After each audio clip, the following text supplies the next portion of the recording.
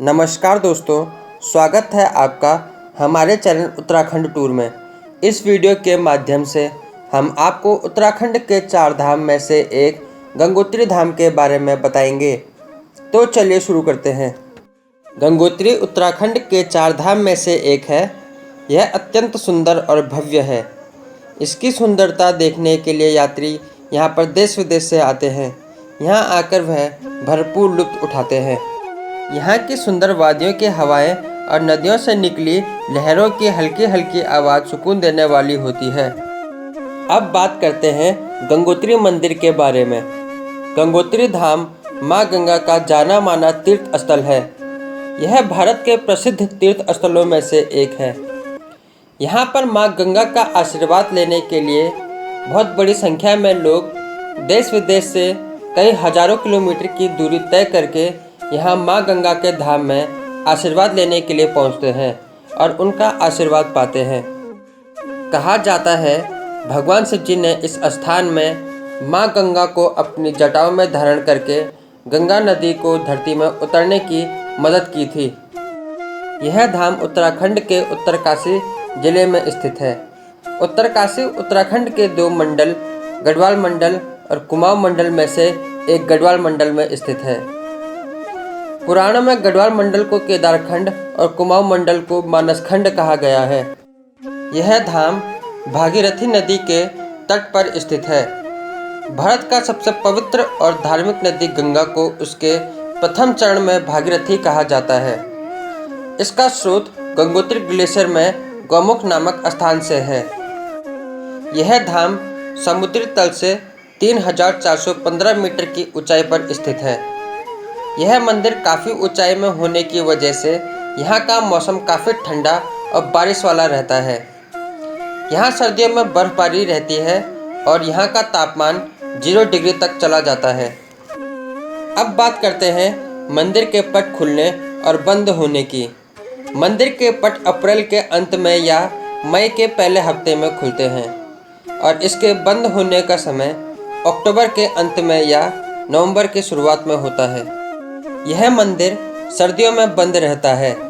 इसका कारण है यहाँ का ठंडा मौसम। उस समय यहाँ अत्यंत ठंड और बर्फबारी रहती है।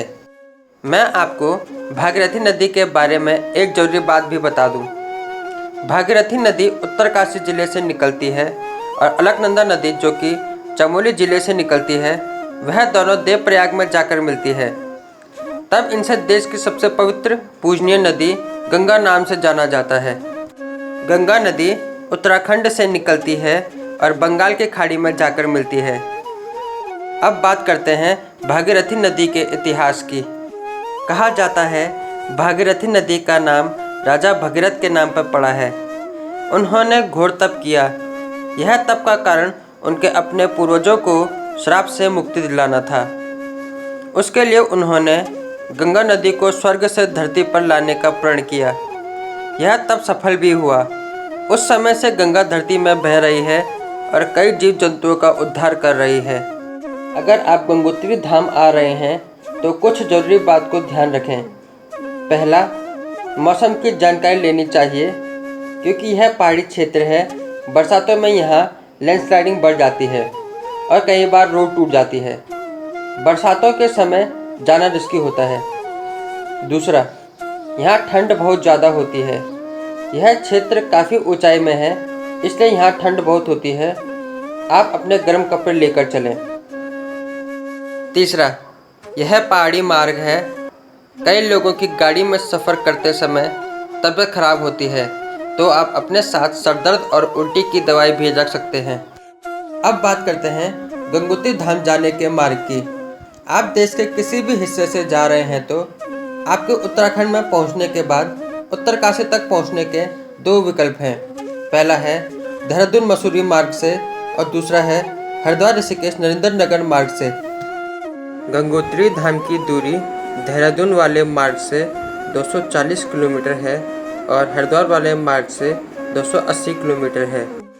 देहरादून या हरिद्वार जहाँ से भी आप जा रहे हैं, दोनों जगह रहने के लिए अच्छे अच्छे होटल हैं और स्वादिष्ट भोजनालय हैं।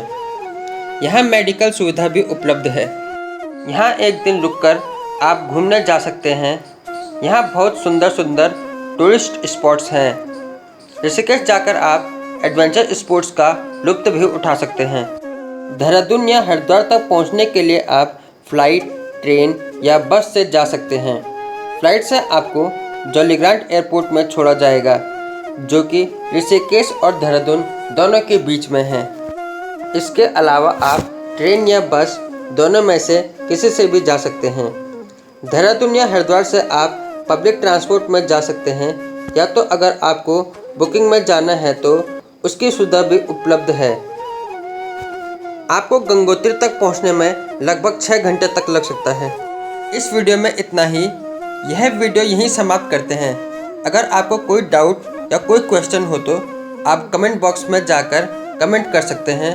अगर आपको यह वीडियो पसंद आई तो लाइक, शेयर एंड सब्सक्राइब करना ना भूलें। धन्यवाद।